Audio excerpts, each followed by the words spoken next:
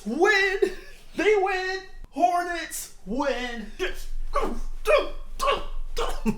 Not bad for a Monday night League Pass game. Hornets win, baby! Against the Celtics. The number one power-ranked Celtics. The number one seed Boston Celtics. Best record in the East. Boston Celtics. And the Charlotte Hornets took them down in overtime. That's amazing! This team...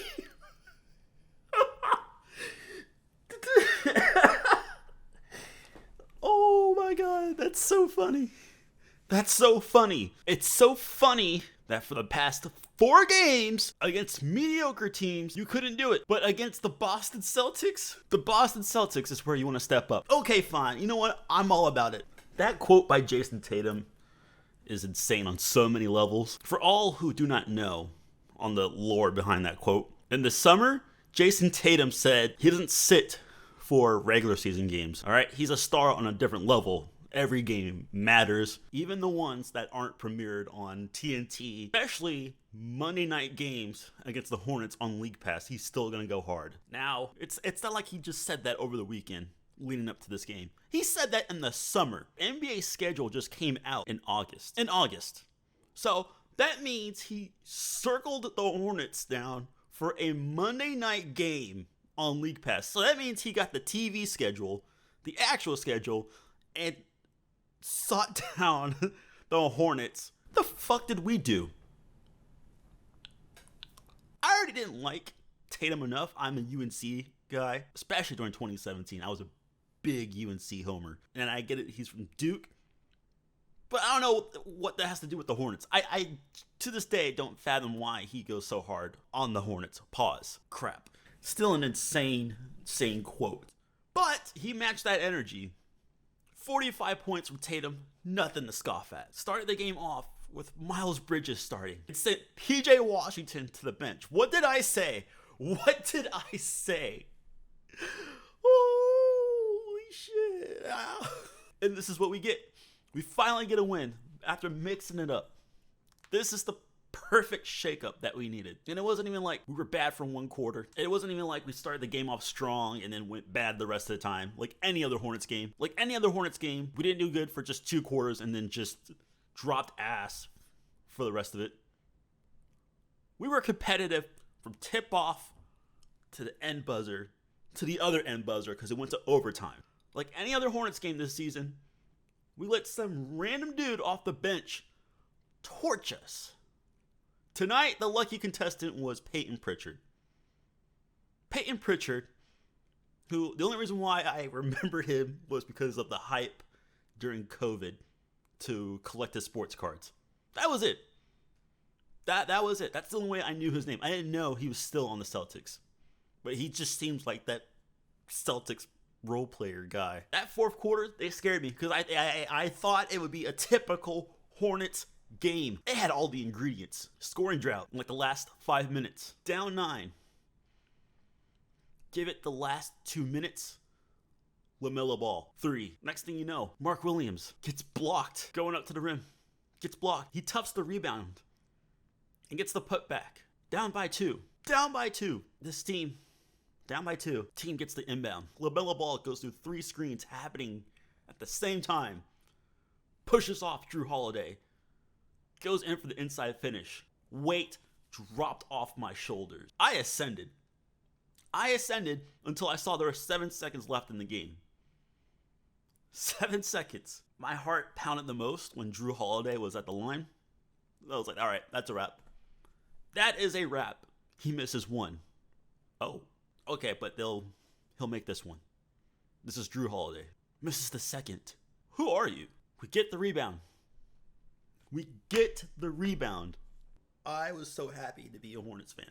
Peak moment. But remember, 7 seconds left in the game. 7 seconds. Way too much time. And the Celtics have to inbound the ball. We have to defend that. We have to stop Tatum, who's at, 36 points at the time? We have to defend that. Big props, by the way, to the defense. Brandon Miller, big props. And big props to Miles Bridges. They stuck him on Jaylen Brown. And it showed. Tatum could have easily hit the dagger. But he got double teamed.